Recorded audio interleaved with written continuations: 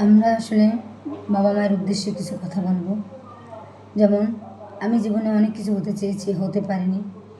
সেরকমের প্রতিটা ঘরেই ওরকম বাবা মা আছে, অনেক কিছুই করার চেষ্টা করে, কিন্তু আসলে একটা সময় গিয়ে সেটা আর হয় না। তো যখন আমরা সংসার জীবনে ঢুকে যাই, ছেলেমেয়ে হয়, তখন আমরা তাদের নিয়ে কীভাবে আগাবো, তাদের আমরা কীভাবে ওই পথে নিয়ে যাবো, আমরা সেই চিন্তা করি। কিন্তু একটাবারও কি ভেবেছি যে আমি যেটা ভাবি, আমি যেটা করতে চাই, সেটা আমার ছেলেমেয়ে করতে পারবে না কিংবা করতে চায় না। তারা কীভাবে পড়বে, কী তাদের ডিসিশন, তারা জীবনে কী হবে, না তাদের মত তাদের কাছেই ছেড়ে দেওয়া উচিত। এরকমই আমরা কিছু বাবা মা আছি যারা আমরা ছেলেমেয়েদের মত বুঝি না, অথচ হঠাৎ হঠাৎ তাদেরকে আমরা এক একটা ডিসিশন দিই।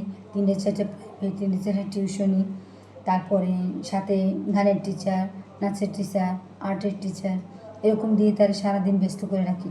আমরা দিন শেষে মনে করি যে হারে আমার ছেলে বুঝে অনেক কিছু হয়ে গেছে, আমার মেয়ে বুঝে অনেক কিছু হয়ে গেছে। এটা আসলে আমাদের ভুল ধারণা। কারণ আমরা যাদেরকে জোর করে বোঝা চাপিয়ে দিতেছি, কিন্তু একটাবার ভাবতেছি সে কি রেস্ট পাইতেছে, সে কি তার বেড়ে ওঠার সুন্দর মনে বেড়ে উঠতে পারতেছে, তার মনের উপর কি আমরা জোর দিয়ে ফেলছি কিংবা তার মনকে বেশি বিষিয়ে ফেলছি। একটা সময় দেখা যায় সে রেস্ট নিতে পারে না, রাতে সে অস্থিরতায় ভোগে, সকাল হলে আবার সেই একই ডিউটি।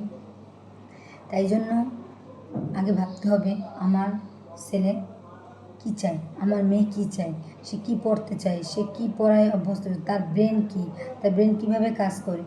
এরকমই দেখা যায় যে আসলে আমরা শিক্ষিত করতে গিয়ে ছেলে মেয়েদের, আমাদের মতো বাবা মাদের তারা ছেড়ে অনেক দূরে দূরে চলে যায়, অনেক দূরে থাকে। যখন হয়তো বা দেখা যায় বৃদ্ধ বয়সে আমাদেরকে দেখার আর কেউ থাকে না, তখন আমাদের হয় বৃদ্ধাশ্রমে আশ্রয় নিতে হয়, না হয় পরের দ্বারে, আর না হলে একদম রাস্তায়। কিন্তু তখন আমাদের দেখার মতো আর কেউ থাকে না। টাকা পয়সা যাই থাকুক, তখন কিন্তু আর ওই সময়টা থাকে না।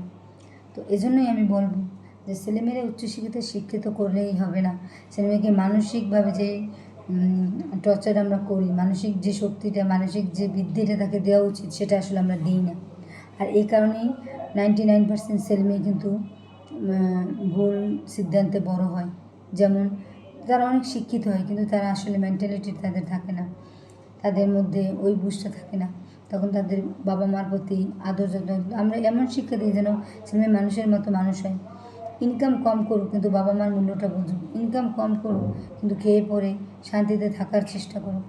অতিরিক্ত শিক্ষা, অতিরিক্ত লোভ কিন্তু মানুষকে অনেক দূর নিয়ে যায়। এই জন্যই আমি বলবো, তোমরা ছেলেমেয়ের প্রতি যাই করো না কেন, অন্তত একটা বিষয় খেয়াল রাখবে, তাদের ডিসিশন তাদের উপর ছেড়ে দাও। আমার ছেলে ডাক্তার হতেই হবে, আমার ছেলে ইঞ্জিনিয়ার হতেই হবে, অথচ আমার ছেলের ব্রেনে ওগুলো নাই, তাহলে আমি কেন তারা জোর করবো?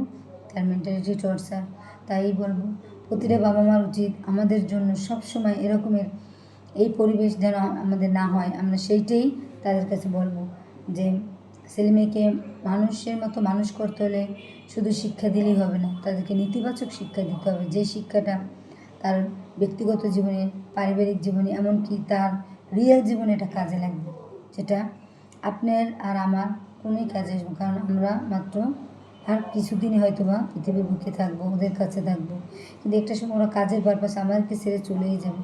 এমন আমার ফ্যামিলি আমি দেখেছি, যেসব ফ্যামিলিতে ছেলে মেয়ে উচ্চশিক্ষায় শিক্ষিত তাদের কাছ থেকে অনেক দূরে চলে যায়, তাদের বাবা মাকে বৃদ্ধাশ্রমে রাখতে হয়, কারণ তাদের ওই সময় দেখা করার মতো আর কোনো লোক থাকে না। আমরা চাই এরকমের শিক্ষা আমরা চাই না। ছেলেমেয়েদেরকে তার দায়িত্বের উপরে ছেড়ে দিয়ে জোর করে কোনো শিক্ষা আমরা তাদেরকে চাপাতে চাই না। তাই সবার কাছে অনুরোধ, ছেলেমেয়েদের সুশিক্ষায় শিক্ষিত করার আগে তাদেরকে নেতিবাচক শিক্ষাটা দেওয়ার চেষ্টা করুন।